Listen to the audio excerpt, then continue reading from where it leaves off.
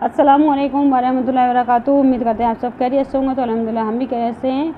तो आपके लिए हम आज लेके आए नमाज़ों की शर्तों का बयान। तो वीडियो में शुरू से आखिर तक बनी रहिए। खासी वीडियो होने वाली है, काफ़ी अच्छी, क्योंकि ये नॉलेज की वीडियो है। तो आपके लिए नॉलेज की वीडियो होने वाली है, दीन की बातें। तो चलिए दरूद शरीफ पढ़ लीजिएगा। औज़ुबिल्लाहिमिनश्शैतानिर्रजीम, बिस्मिल्लाहिर्रहमानिर्रहीम। अल्लाहुम्मा सल्लि अला मुहम्मदिन व अला आलि मुहम्मदिन कमा सल्लैता अला इब्राहीम व अला आलि इब्राहीम इन्नका हमीदुम मजीद। अल्लाहुम्मा बारिक अला मुहम्मदिन व अला आलि मुहम्मदिन कमा बारकता अला इब्राहीम व अला आलि इब्राहीम इन्नका हमीदुम मजीद। बिस्मिल्लाहिर्रहमानिर्रहीम। तो शुरू करते हैं नमाज़ों की शर्तों का बयान। मसला नंबर 1, नमाज शुरू करने से पहले कई चीज़ें वाजिब हैं। अगर वुजू न हो तो वुजू करें, नहाने की ज़रूरत हो तो गुस्ल करें, बदन पर या कपड़ों पर कोई नजासत लगी हो तो उसे को पाक करें, जिस जगह नमाज पढ़नी है वो भी पाक होनी चाहिए। सिर्फ मुंह और दोनों हथेली और दोनों पैरों के सिवा सिर से पैर तक सारा बदन सूख खूब ढांक लो। किबले की तरफ मुंह करके जिस नमाज को पढ़ना चाहती हैं उसकी नीयत यानी दिल से इरादा करें। वक्त आने के बाद नमाज पढ़ें। ये सब चीज़ें नमाज के लिए शर्त है। अगर इनमें से एक चीज़ भी छूट जाएगी तो नमाज ना होगी। तो दोबारा से गौर कीजिएगा, यानी वीडियो को 2 बार स्किप करके सुनिएगा तो आपको ये समझ में आ जाएगा। तो चलिए, वक्त नहीं है तो हम दोबारा से इसको रिपीट करें। मसला नंबर 2, बारीक तवज़े या बक या जाली वगैरह का बड़ा बारीक दुपट्टा ओढ़ कर नमाज पढ़ना दुरुस्त नहीं है। यानी बारीक नेट के जो दुपट्टे होते हैं उनको ओढ़ कर नमाज दुरुस्त नहीं है। तो मसला नंबर 3, अगर नमाज पढ़ते वक्त चौथाई पिंडली या चौड़ाई रान या चौथाई बाहाँ खुल जाए और इतनी देर खुली रहे कि जितनी देर में 3 बार सुभान अल्लाह कह सके तो नमाज जाती रहेगी। फिर से पढ़े और अगर इतनी देर न लगी बल्कि खुलते ही ढक लिया तो नमाज हो गई। इसी तरह जितने बदन ढकना वाजिब है उसमें से जब चौथाई हिस्सा खुल जाएगा तो नमाज ना होगी। जैसे एक कान का चौथाई या चौथाई सिर, चौथाई बाल या चौथाई पेट या चौथाई पीठ, चौथाई गर्दन, चौथाई सीना, चौथाई छाती वगैरह खुल जाने से नमाज ना होगी। मसला नंबर 4, जो लड़की अभी जवान हुई और अगर उसकी ओढ़नी सरक गई और उसका सिर खुल गया तो उसकी नमाज हो गई। क्योंकि मसला नंबर 5, अगर कपड़े या बदन पर कुछ नजासत लगी है लेकिन पानी कहीं नहीं मिलता तो इसी तरह नमाज के साथ नमाज पढ़ लें। यानी जो लड़की अभी जवान नहीं हुई, यानी बच्ची है, अभी जवान नहीं हुई, अगर उसकी ओढ़नी सरक गई और उसका सिर खुल गया तो उसकी नमाज हो जाएगी। बच्ची पढ़ती है ना, साथ में माँओं के साथ में पढ़ती हैं, उनकी है। दोबारा से इसीलिए बयान किया, ठीक है।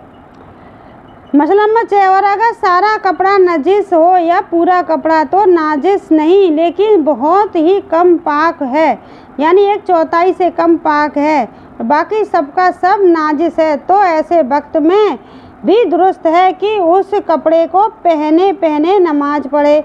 और ये भी दुरुस्त है कि कपड़ा उतार डाले और नंगी होकर नमाज पढ़े। लेकिन नंगी होकर नमाज पढ़ने से उस नाजिस कपड़े को पहनकर पढ़ना बेहतर है। और अगर चौथाई कपड़ा या चौथाई से ज़्यादा पाक हो तो नंगी होकर नमाज पढ़ना दुरुस्त नहीं है, उसी नजिस कपड़े को पहनकर पढ़ना वाजिब है। मसना अगर किसी के पास बिल्कुल कपड़ा ना हो तो नंगी नमाज पढ़े, लेकिन ऐसी जगह पढ़े कि कोई देख ना सके, और खड़े होकर नमाज ना पढ़े बल्कि बैठकर पढ़े। रुकू सजदे को इशारे से अदा करे, और अगर खड़े खड़े पढ़े और रुकू सजदा करे तो भी दुरुस्त है, नमाज हो जाएगी, लेकिन बैठकर पढ़ना बेहतर है। मसला नंबर 8, सफ़र में किसी के पास थोड़ा सा पानी है कि अगर नजासत धोती है तो वुजू के लिए नहीं बचता, और अगर वुजू करे तो नजासत पाक करने के लिए पानी न बचेगा तो उस पानी से नजासत धो डालें, फिर वुजू के लिए तयम्मुम कर लें, यानी उस गंदी को धो लें पानी से और वजू के लिए तयम्मुम करके पढ़ सकते हैं। और जोहर की नमाज पढ़ी, लेकिन जब पढ़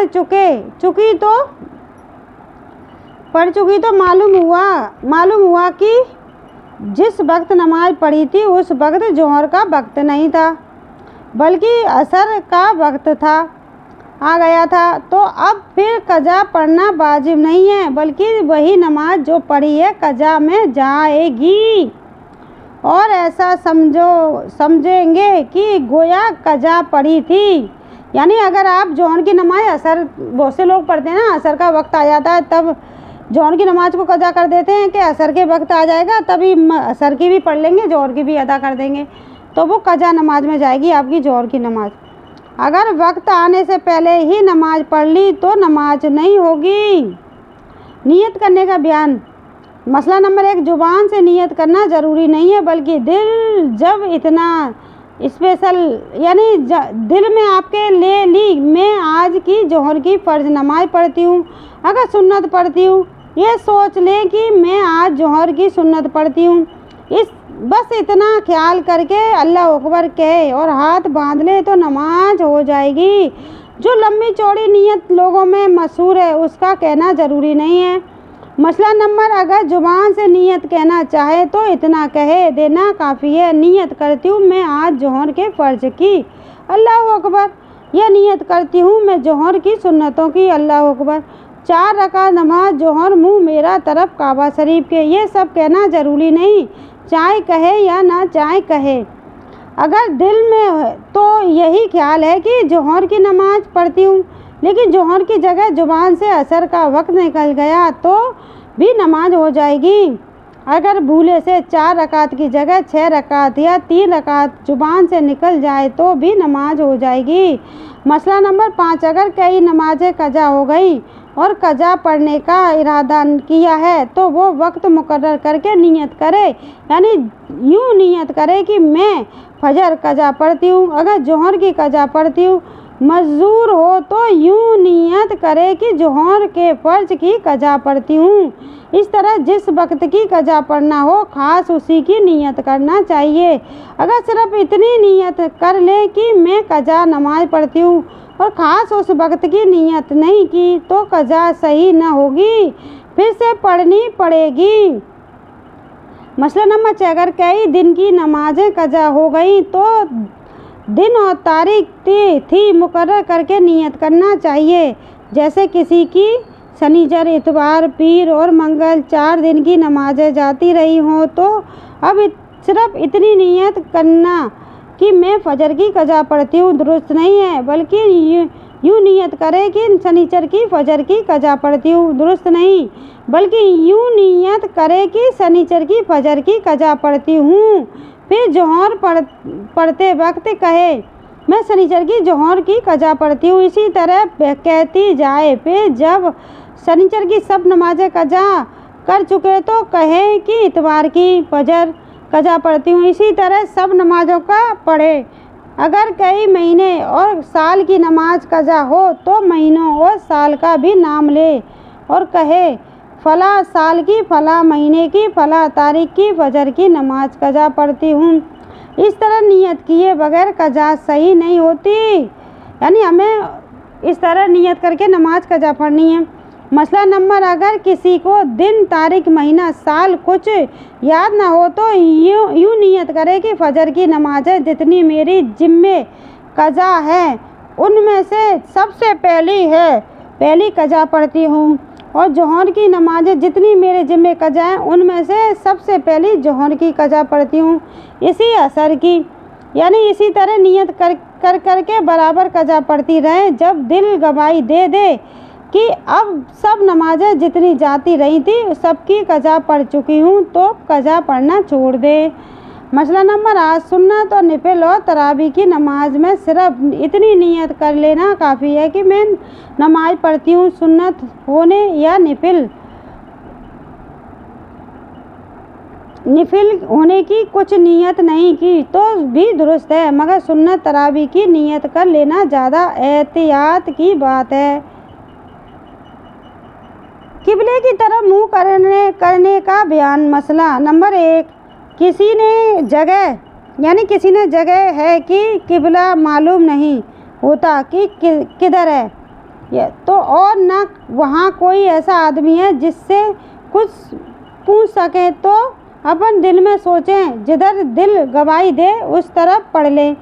अगर बेसोचे पढ़ ली तो नमाज न होगी, लेकिन अगर बाद में मालूम हो जाए कि ठीक किबले की तरफ ही पड़ी है तो नमाज हो जाएगी। और अगर वहाँ आदमी मौजूद है तो लेकिन पर्दे और शर्म की वजह से पूछ नहीं इसी तरह नमाज पढ़ ली तो भी नमाज नहीं हुई। ऐसे वक्त में ऐसी शर्म न करनी चाहिए, बल्कि कुछ नमाज पढ़ें। मसला नंबर 2, अगर कोई बतलाने वाला न मिला और दिल की गहराई पर नमाज पढ़ ली, फिर मालूम हुआ कि जिधर नमाज पढ़ी है उधर किबला नहीं, तो भी नमाज हो गई। अगर बेरुख नमाज पढ़ती थी, फिर नमाज ही में मालूम हो गया कि किबला उधर नहीं है बल्कि फलां तरफ है, तो नमाज में किबले की तरफ घूम जाएं। अब मालूम होने के बाद अगर किबले की तरफ ना फिरेंगी तो नमाज ना होगी। अगर कोई काबा शरीफ के अंदर नमाज पढ़े तो ये भी जायज़ है और उसके अंदर नमाज पढ़ने वाली को अख्तियार है जिधर चाहे मुँह करके नमाज पढ़े। मसला नंबर, काबा शरीफ के अंदर फ़र्ज नमाज भी दुरुस्त है और नफिल भी दुरुस्त है। तो आज के लिए बस इतना ही। वीडियो पसंद आए तो लाइक और शेयर कर दीजिएगा बस। और आपसे इजाज़त चाहेंगे। अस्सलाम वालेकुम वरहमतुल्लाहि वबरकातुहू। दुआ में याद रखना, वीडियो को लाइक और शेयर ज़्यादा से ज़्यादा कीजिएगा। प्यारे नबी सुन्नत को सदका जारिया समझ के ज़्यादा से ज़्यादा शेयर कीजिएगा ताकि आपको भी सवाब मिले। अल्लाह ताला हम सभी को प्यारे नबी की सुन्नत को आगे बढ़ाने की तौफीक दे। अस्सलाम वालेकुम वरहमतुल्लाहि वबरकातुहू।